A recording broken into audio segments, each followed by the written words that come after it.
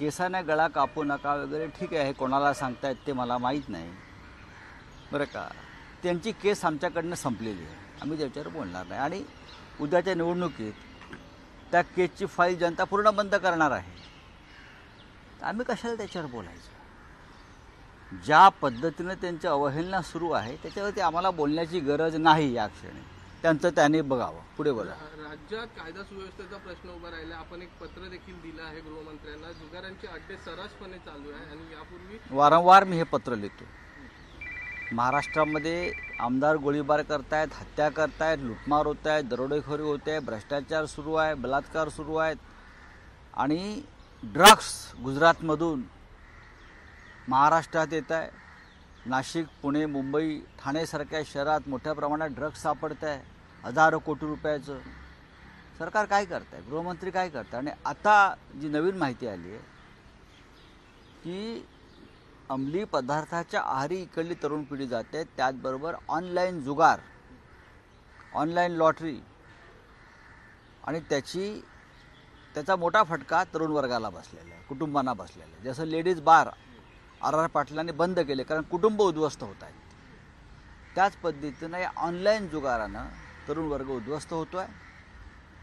सरकारला त्याचं काय पडलेलं नाही आहे कारण ऑनलाईन जुगारवाल्यांकडून सरकारला मोठा हप्ता महिन्याला मिळतो आहे. आणि जर देवेंद्र फडणवीस म्हणतील गृहमंत्री की आम्ही काही बोलतो, मी त्यांना पुरावे देईन.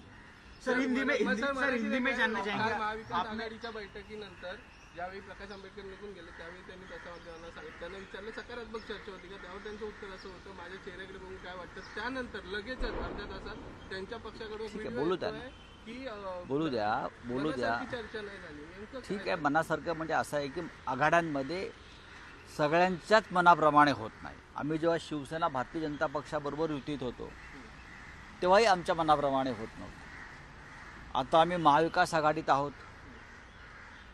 प्रत्येकाला आघाडीमध्ये आघाडी धर्म टिकवण्यासाठी आपल्याच मनाप्रमाणे होईल हा हट्ट सोडला पाहिजे.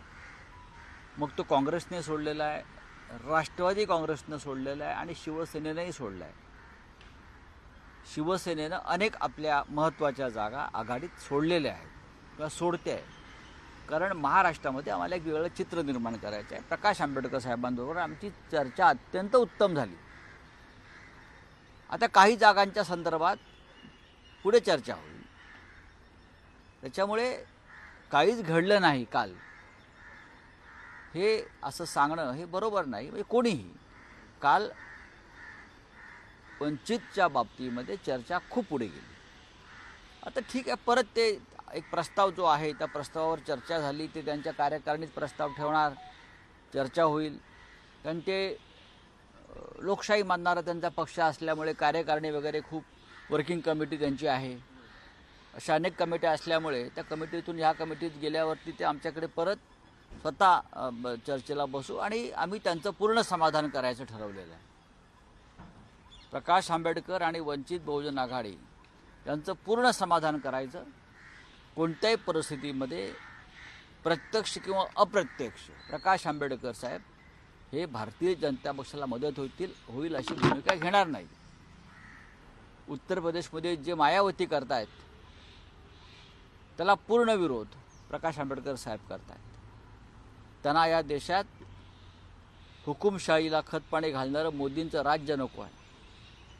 त्यांना संविधानाचं रक्षण करायचं आहे आंबेडकरांना, आणि आम्हालाही तेच करायचं आहे. म्हणून आम्ही एकत्र आहोत.